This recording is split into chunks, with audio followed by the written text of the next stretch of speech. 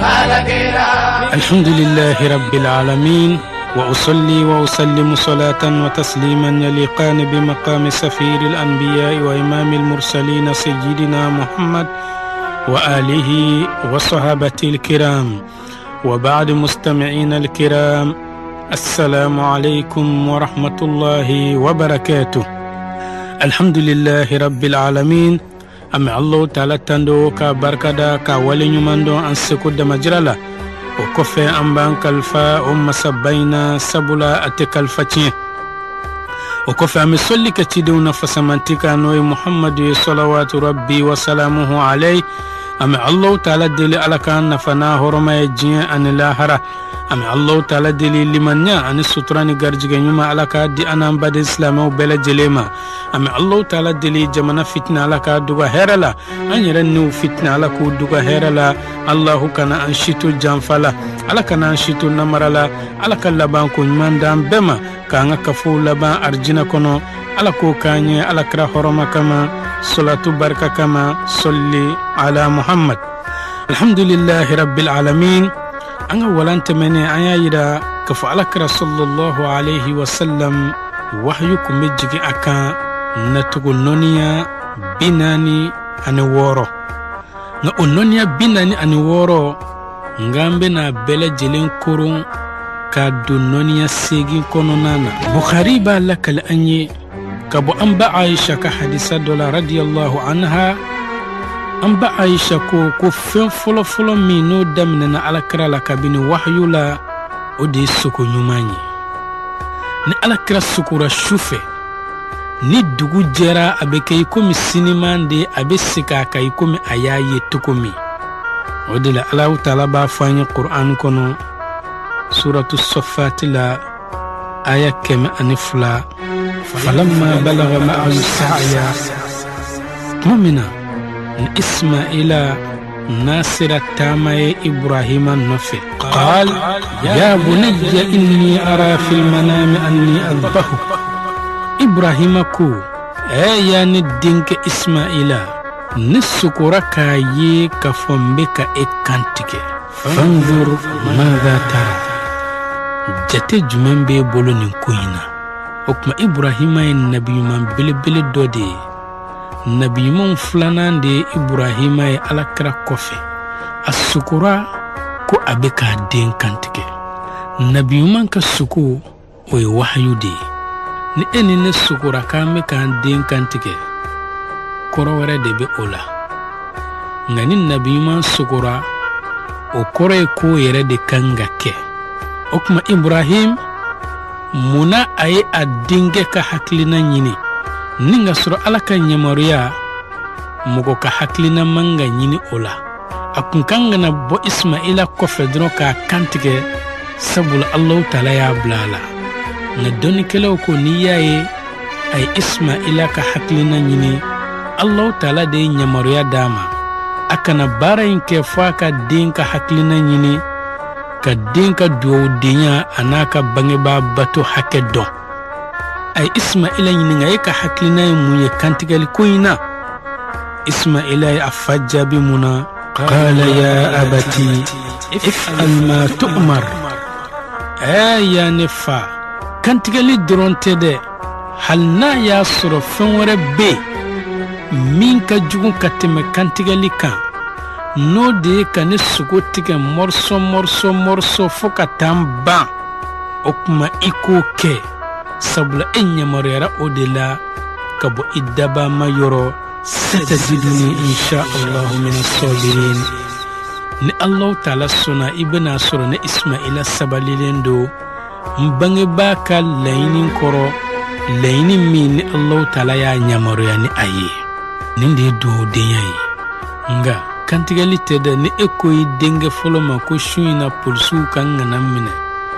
wal masun kangana bi anga shuina eki dani danona ibe boro me abafo ko fabe boala ko mugo rebi din ketannowa okuma anga do ka fo dew manga Ibrahim ni yaye asukura akokabo ke otogoyala sabula soko wahyu dedo ala karaka wahyu na tuko folo ko de suko nyumai wahyu na tuko fulana o de meleke be fɛn min keru n'o ye Jibrila ye. Jibrila be kumakan min keru alakira dusukun na ka sɔrɔ alakira ma Jibrila ye a ɲɛna. O fana ye wahyu nacogo dɔ ye. Jibrila bena dɔrɔn a be kumakan keru alakira dusukun na. Alakira b'a dɔn ka fɔ nin kuma in de fɔra nka alakira tɛ Jibrila ye a ɲɛna. An b'an sindi o kan ni alakira ka kumakan dɔ ye sallallahu alayhi wa sallam. Alakira ko inna ruhal qudus نفث في روعي أنه لن تموت نفس حتى تستكمل رزقها فاتقوا الله وأجملوا في الطلب ولا يحملنكم استبطاء الرزق على أن تطلبوه بمعصية الله فإنما عند الله لا يناله إلا بطاعته. ألكركو إكادو نسانوما نوي جبريل anana tuli kene Muhammadu nila noe ay keruni kene Muhammadu dusukuna ay kumakan jumen tun dusukuna ay kumakan jumen kerun dusukun kono ako ikado kunya be tugo minde ni fuite fatu fu aka agarjige dafa okuma ay sina alanye aka garjige nyini tugo nyumana garjige sumaya o kana aw adamadenw shu ninga aw doni ka fɔ ko aw be taa garjige ɲini ala kota sira kan i k'a dɔn fɛn min bɛ Allahu taala bolo n'o ye ala ka garjige ye a tɛ sɔrɔ fɔ n'a kɛra Allahu taala batoli sira de ye. Wahyu nɔniya filanan nin y'o ye Jibrila bɛ kumakan min to alakira dusukun na ka sɔrɔ alakira yɛrɛ ma Jibrila ye a ɲɛna. Wahyu nɔniya sabanan annahu kana yatamathalu lahu almalaku rajula. Ni Jibrila kun bɛna alakira ma a kun b'a yɛrɛ kun yɛlɛma k'a kɛ cɛ dɔ de ye. O kuma nin fana ye wahyu nacogo dɔ ye, sugu ɲuman ye wahyu dɔ ye. Jibrila bɛna kumakan to alakira dusukun na ka sɔrɔ alakira m'a ye, o ye wahyu nacogo dɔ ye. Jibrila b'a yɛrɛ kɛ cɛ dɔ ye ka na alakira ma ka na cikan fɔ, o kuma ko nin fana ye wahyu nacogo dɔ ye. O kuma n'a y'a yɛrɛ kɛ cɛ ye ka na alakira ma, a bɛ alakira kuma ɲɔgɔnya i komi adamadenw b'a kuma ɲɔgɔnya cogo min, wa alakira bɛ fɛn faamu a bɛ min fɔ. Nin wahyu martaba in na sahabaw kun bɛ mɛlɛkɛw ye kuma caman nin wahyu nɔniyaw de la. Sabula mɛlɛkɛ adamadennama bɛ na nka o b'a sɔrɔ sahabaw t'a dɔn k'a fɔ mɛlɛkɛ don, o kɔni b'a kɛ mɔgɔ dɔ ye ten. Ni mɛlɛkɛ taara kuma min alakira bɛ sɔrɔ k'u kunnafoni. O de la an b'an sindi o kan ni Muslim ka hadisa dɔ ye. Umar bun Khattabu bɛ hadisa min lakale. Umar bun Khattabu ko don dɔ anw sigilen bɛ alakira kɛrɛfɛ sallallahu alayhi wa sallam, cɛ dɔ nana yenge an kan. Cɛ in a ka fini jɛlen don wala wala wala, a kunsigi finen don mɔni. I tɛ taama tɛmɛsiɲɛ foyi ye a la. Sabula ni mɔgɔ bɔra taama na i b'a sɔrɔ gɔngɔn bɛ kɛ fini na, kunsigiw bɛ ɲagami, sɛgɛn tɛmɛsiɲɛ bɛ k'a kan, nka o si tɛmɛsiɲɛ tɛ cɛ in kan, wa maa si tɛ cɛ in dɔn anw sahabaw yɛrɛ fɛnɛ cɛ la. Cɛ in nana ka anw sahabaw cɛci fo a nana sigi alakira kɛrɛfɛ sallallahu alayhi wa sallam, ni ka kunberekuru fila sɛmɛ alakira kunberekuru fila la, k'a bolo fila da alakira woro fila kan. O kuma nin b'a yira an na k'a fɔ mɔgɔ ka ɲɔngiri mɔgɔ ye bonya kama, furumuso ka ɲɔngiri a furukɛ ye bonya kama, kalanden ka ɲɔngiri a karamɔgɔ ye bonya kama, den ka ɲɔngiri a bangebaa ye bonya kama, dɔgɔ ka ɲɔngiri a kɔrɔ ye bonya kama. O kuma nin b'a yira k'a fɔ baasi tɛ o la. Sabula ni ɲɔngirili kun tɛ bɛn, Jibrila kun t'a ɲɔngiri alakira kɛrɛfɛ. O kuma n'i ye Jibrila y'a ɲɔngiri k'a kunberekuru sinsin alakira kunberekuru la, Jibrila fɛn o fɛn n'o tɛ bɛn ala ka hakɛ la a t'o kɛ. O kuma nin b'a yira k'a fɔ ɲɔngirili a bɛ bɛn. Tuma min na ni Jibrila ye nin kɛ, a sɔrɔla k'a fɔ ya Muhammad, n b'a fɛ i ka n ladɔnniya silamɛya yɛrɛ ye mun ye. alakira ko sallallahu alayhi wa sallam an tashhadu an la ilaha illallah wa anna muhammadar rasulullah ika sharia ka fo mashite fona kira Allah ta'ala kilimpe muhammadu ya Allah ta'ala ka cidenye wa tuqima as-salat ika seli jo ikomi muhammadu ya di ima tukumi nga ika na seli ke daka bondala seli alakira sallallahu alayhi wa sallam dondo anaka sahabaw sigilembe tiado nana do misiri kono asella na tara kumere kuruminana abato kumere kuruminana abeta tenturula aka tenturu be kay komi dunungoro kan nyosoki ay seliken tukoyala alakira ya sigilento ako sahabaw ma yala aw nyeteni chainawa ako wallahi nini chain fatura ama fatune muhammadu katasiraka ukmani ma yira ka fo jaka seli tuko warabe minte muhammadu ka seli tuko yi ni yo seli tuko ke Allah ta'ala mako teola ala mako be John tala ala mako be muhammadu di tala abikumi en eka ministeri ti ki kata aka direction dola papier do kana caché kaka ni etara hali direction warela minka bon ni eka ministère ka direction ni o caché keraka est-ce que eka ministère be barakeno wa ate barakena sabula o te aleka koyi kuma dola ibse ka kungo yere fina soro o kama afray kata keninde la munaitara ke doina alakra sallallahu alayhi wa sallam ay seli di amma tukomi anga janga seli nyenyine anga ke o ketuko yala sahabu bele jelen benaka abdullah ibn shiqiq ka kuma kana ka fo fuiti mimbe adama den kafiriya fona kera seli toliye okuma ni seli tui e ka do e kafirara nani selila i wali jugu ke tuko Allah ta'ala ya fa masado absika ke ibe jeni nga atsika fo ima ko kafiri absika fo ima munafaki absika fo ima islame jugu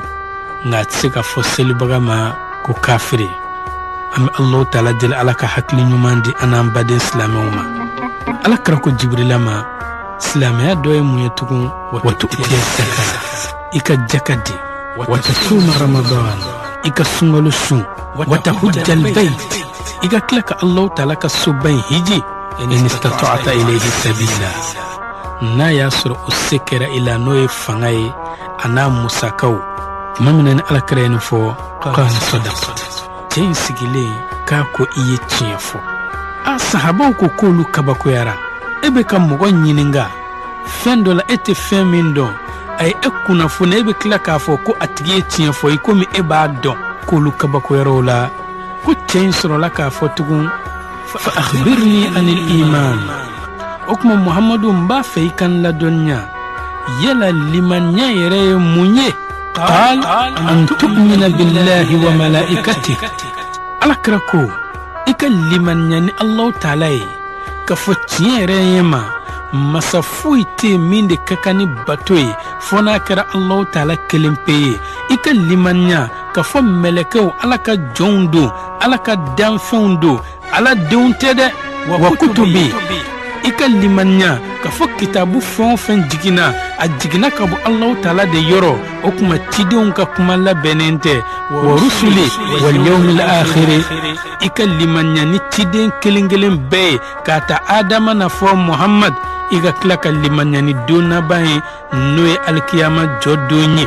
wa tu'mina bil qadar iga klaka limanya ni latige khairihi ni latige hermay isoro limanya ni ayika kodi Allah ta'ala ma ika ala barkada wa sharri ni toro isoro fene limanya ni ay ika Allah ta'ala tanu ika kuyi ika munyuka sabali ka di Allah ta'ala ma ko tenko muhammadu iye tiefo okuma tenko tuguni fa akhbirni anil ihsan okuma muhammadu mba fe ikan la donya nyumanya ere munye qal an ta'budu allaha ka annaka tara alakrako nyumanya de ika Allah ta'ala bato ikomi ere jole nyebe alala nye ani nye فإن لم تكن ترى فإنه يراك نياسر إن يتي الله تعالى لن أني يكاد السكتال الله تعالى بإلا قال فأخبرني عن الساعة وكما تنكو تقولي محمد مبافي كان لدنيا يلا جيولي يري واتي جميني قال ما المسؤول عنها بأعلم من السائل ألا كركو ما من ينغراني ينغالينا وتجابي جون جون دوني ينغالي لا كتمي ينغالي با يركا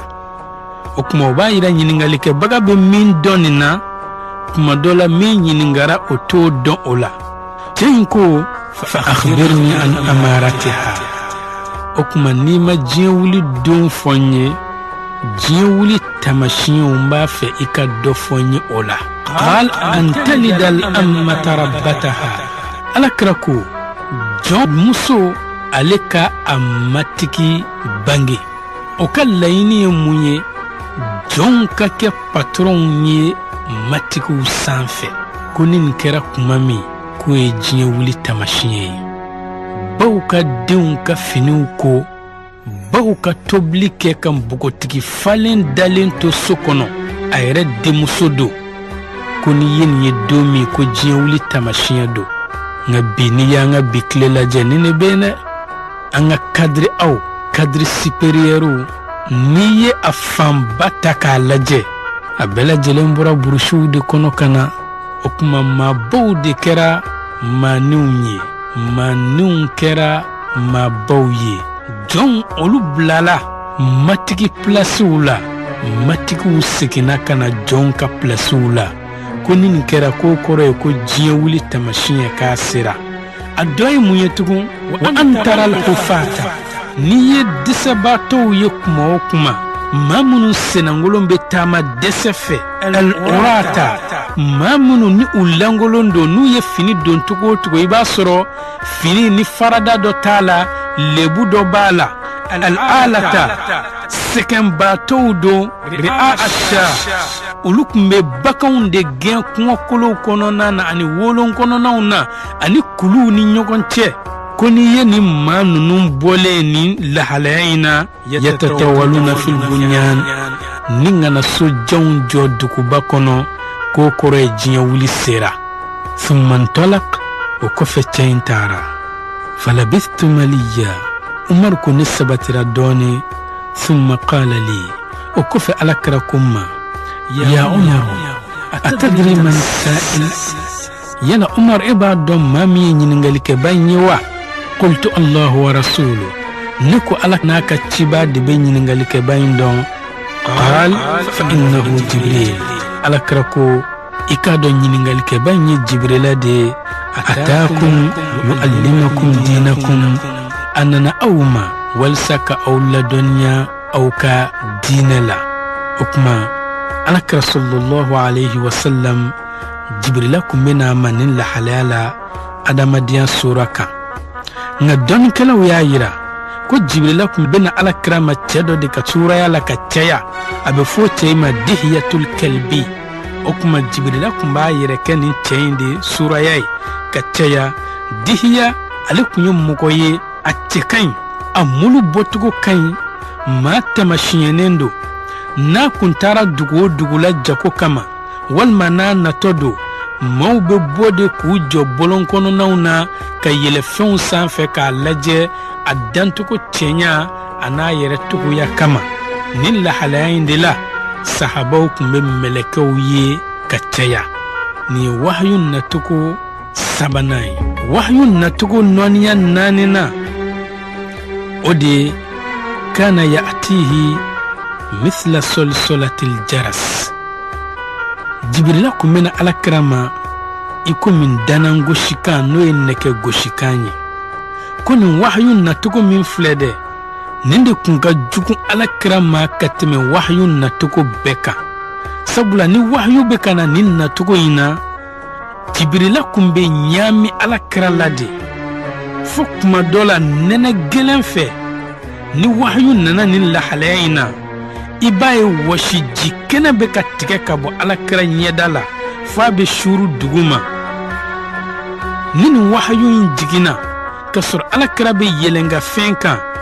yelenga fɛn bɛ dɛsɛ alakira kɔrɔ a b'a biri duguma nin wahyu in n'a jigina ka sɔrɔ alakira bɛ lahalaya o lahalaya i b'a sɔrɔ a bɛ giriya de nin wahyu in nana siɲɛ dɔ la o y'a sɔrɔ alakira woro dalen bɛ Zaid bun Thabitu woro kan alakira woro giliyara Zaid bun Thabitu woro kan tarikutigiw ko sɔɔni alakira woro kun bɛ Zaid bun Thabitu woro kari a giriya kojugu nka sharhu sunan Abi Dawud ale ka lakaleli la a ko kuma min na woro in giriyara Zaid bun Thabit ale yɛrɛ kɔni ko ale woro tɛgɛna kɛ woro ye tukun o kuma ko fo wahyu tigɛra de alakira ka sen bɔ Zaidu woro kan o kɔfɛ wahyu ka kɔntine nka mawahibu laduniya tigi b'a fɔ an ye ko Zaid bun Thabit a ko ale kun kɛra a bɛ ka wahyu sɛbɛn o y'a sɔrɔ alakira bɛ ka wahyu kunna kala a kan tuma min na a surunyana k'a bɛ tila wahyu bɛ ka jigin alakira sen dalen bɛ ale woro kan alakira sen nana giriya ka giriya fo sɔɔni ale woro kolo kun bɛna pɛrɛn ka bɔ ɲɔgɔn na fo ale bɛ to k'a fɔ ko ne tɛna se ka taama n sen kan tugun ɲɛnɛmaya kɔnɔ